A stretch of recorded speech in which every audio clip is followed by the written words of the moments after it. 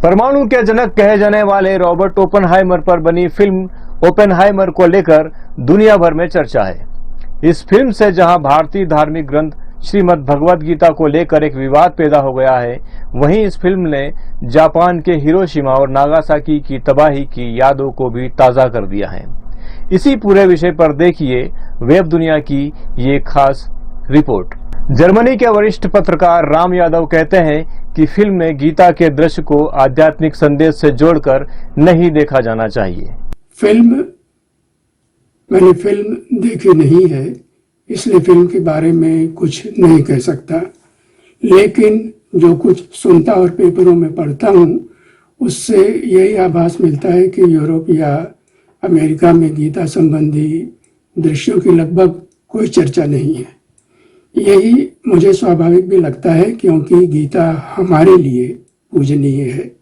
उसका हमारे लिए जो महत्व है वही महत्व उनके लिए यानी अमेरिका वालों के लिए या दूसरे देशों वालों के लिए नहीं हो सकता, तो उसे जानने और मानने में उनकी दिलचस्पी भी नहीं होगी।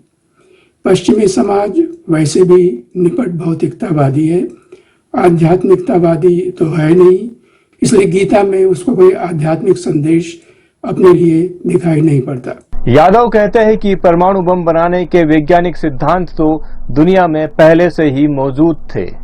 पहली बात, ओपेनहाइमर ने परमाणु बम या उसका आविष्कार नहीं किया।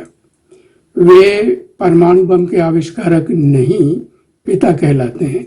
यानी उन्होंने जो पहला परमाणु बम बनाया, उसे बनाने की सामग्रियां और वैज्ञानिक सिद्धांत पहले से ही मौजूद थे, पहले से ही ज्ञात थे।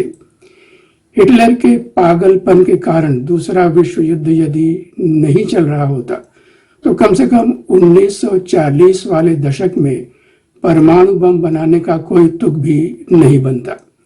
बम बनाने का विचार जर्मनों के ही दिमाग में सबसे पहले आया।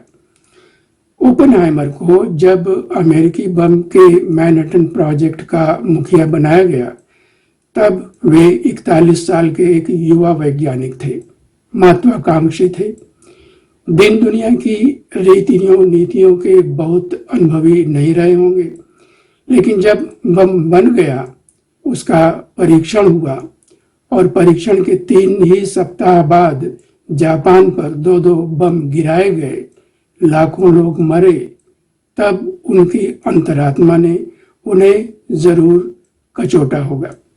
उन्होंने जरूर अपने आप को शायद धिक्कारा भी होगा। यदि ऐसा नहीं रहा होता तो वे और अधिक विध्वंसक हाइड्रोजन बम बनाने का खुलकर विरोध नहीं करते, जिसका प्रश्न बाद में उनके सामने पैदा हुआ। इस विरोध के कारण उन्हें लगभग देशद्रोही समझा जाने लगा। उनकी कई सुविधाएं उनसे छीन ली गईं, उनकी जासूसी होने लगी। वे परमाणु अस्त्र विरोधी बन गए, उसके विरोध में बातें करने लगे।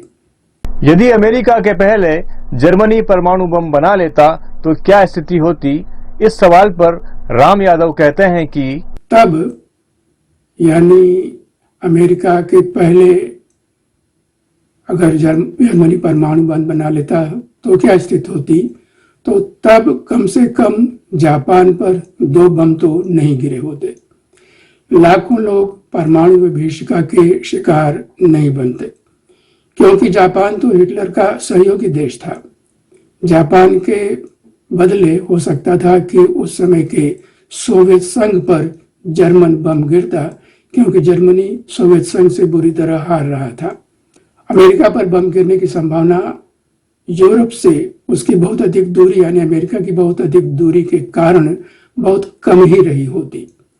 दूसरी ओर बम होने के कारण जर्मनी यदि युद्ध नहीं हारता तो लगभग पूरा यूरोप जर्मनी की मुट्ठी में होता, और यह भी हो सकता था कि प्राकृतिक संपदा वाले भारत सहित कई एशियाई देशों पर जर्मनी का शायद कब्जा हो जाता, राज हो जाता।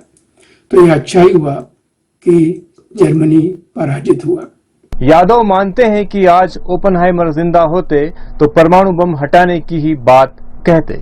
1940 वाले दशक में तो केवल 2 देश जर्मनी और अमेरिका ही परमाणु शक्ति बनना चाहते थे। अमेरिका के बाद हालांकि रूस दूसरी परमाणु शक्ति भी बना।